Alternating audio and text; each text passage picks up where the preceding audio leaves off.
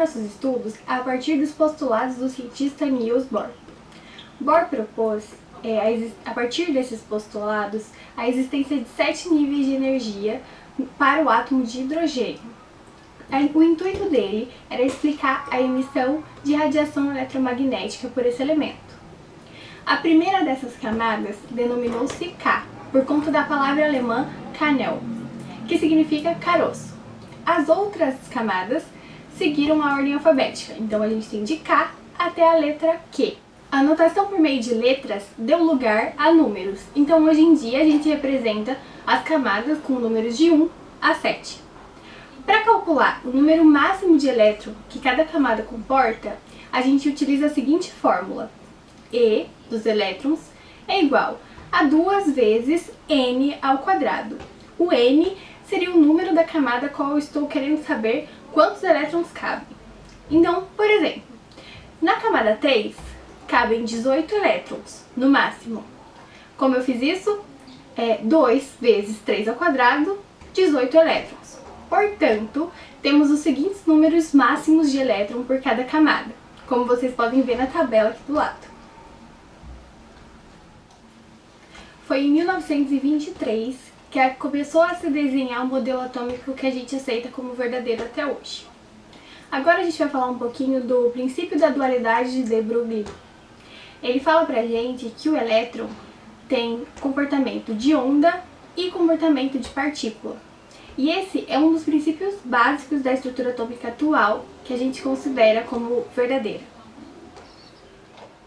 Nós temos também o princípio da incerteza de Heisenberg, que fala pra gente que é impossível determinar com precisão e de maneira simultânea a velocidade e a posição do elétron.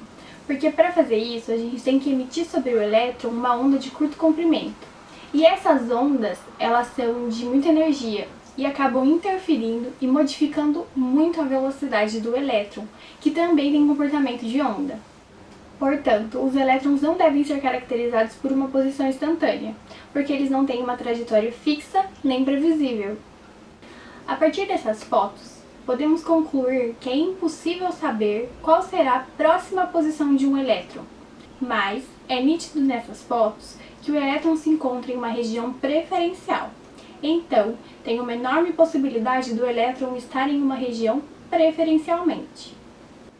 Há uma enorme possibilidade de a gente encontrar o elétron numa região imaginária específica que é chamada de orbital. Temos os orbitais S, P, D e F. O elétron não necessariamente vai estar no orbital, mas a probabilidade de a gente encontrar o elétron dentro dele é máxima. É comum a gente encontrar o orbital P representado dessas duas formas. Orbital, então, é a região onde a probabilidade de se encontrar o elétron é máxima. Agora, a gente vai falar um pouco do princípio da exclusão de Pauli. Segundo Pauli, como os elétrons giram em torno do seu próprio eixo, eles produzem um campo magnético.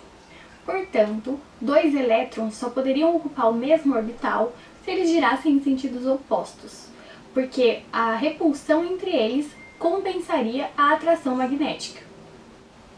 Uhlenbach e Gaudsmit, posteriormente, identificaram esse grau de liberdade como spin.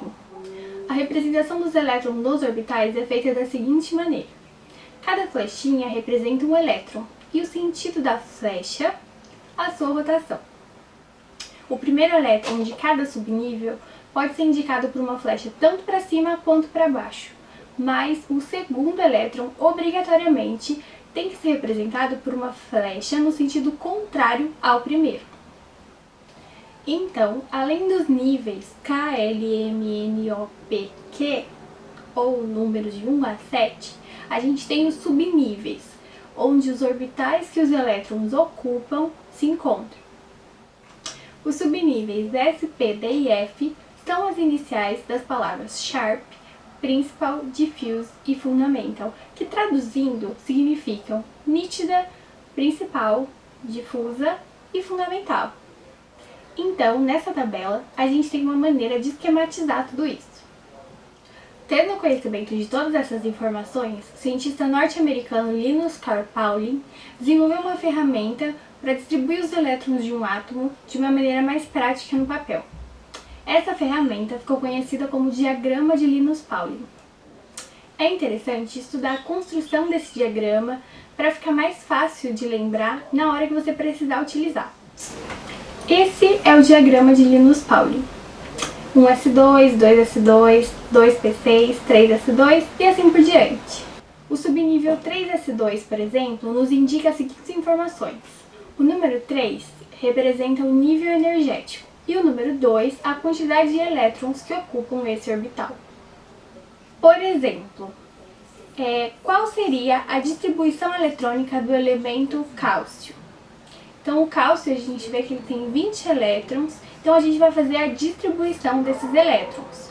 1s2, 2s2, 2p6, 3s2, 3p6, 4s2, totalizando 20 elétrons. Essa é a distribuição por subnível, usando o diagrama de Linus-Pauling. Se a gente for fazer a distribuição por nível, a gente lembra lá daquela tabela que nos fala a quantidade de elétrons comportados por cada camada, e a gente tem a seguinte distribuição. Na camada K temos 2 elétrons, na camada L 8, na M 8 e na N 2 elétrons. A camada N cabem 32, mas a gente está fazendo a distribuição de apenas 20 elétrons. Então, a gente tem apenas 2 elétrons na camada N. No entanto, você deve se atentar que quando um átomo se transforma num cátion, é porque ele perdeu elétrons da sua última camada. Quando ele se torna um ânion, significa que ele recebeu elétrons. Então você tem que se atentar a essas duas informações na hora de fazer a distribuição. Temos também a regra de Range, que nos orienta sobre o preenchimento dos orbitais. Cada orbital recebe um elétron com os mesmos spins, para depois receber o segundo elétron. Por exemplo, se nós formos preencher um orbital P com 4 elétrons, nós temos Px, Py e Pz. Nós vamos primeiro colocar um elétron com os mesmos spins em cada caixinha e depois adicionar o quarto elétron na primeira caixinha. A distribuição correta é dessa forma. Quando na distribuição a gente tem átomos com elétrons desemparelhados, estes são ditos paramagnéticos. Quando a gente tem átomos com todos os seus elétrons emparelhados, eles são ditos diamagnéticos. Por fim, cada elétron de um átomo está associado a 4 características: nível de energia, subnível de energia, o orbital que ocupa e o sentido de rotação no seu próprio eixo. Cada uma dessas características está associada a um número. O conjunto desses 4 números são denominados números quânticos. O número quântico principal, n, está associado ao nível de energia que o elétron ocupa, como mostra a correlação aqui do lado. O número quântico secundário, L, está associado ao subnível de energia. Cada um dos orbitais do subnível é representado pelo número quântico magnético m, como mostra essa figura. O orbital central sempre tem número quântico magnético igual a 0. Dentro de cada orbital, os elétrons diferenciam-se pelas suas rotações, e isso se associa ao número quântico de spin, S. Spin em inglês significa rotação. Os valores podem ser mais meio ou menos meio. E vale lembrar que 2 elétrons distintos de um mesmo átomo não podem ter o mesmo conjunto de 4 números quânticos. Bom, pessoal, assim a gente encerra o nosso conjunto de aulas sobre o átomo. Eu espero que vocês tenham gostado. Qualquer dúvida, pode deixar nos comentários e até a próxima!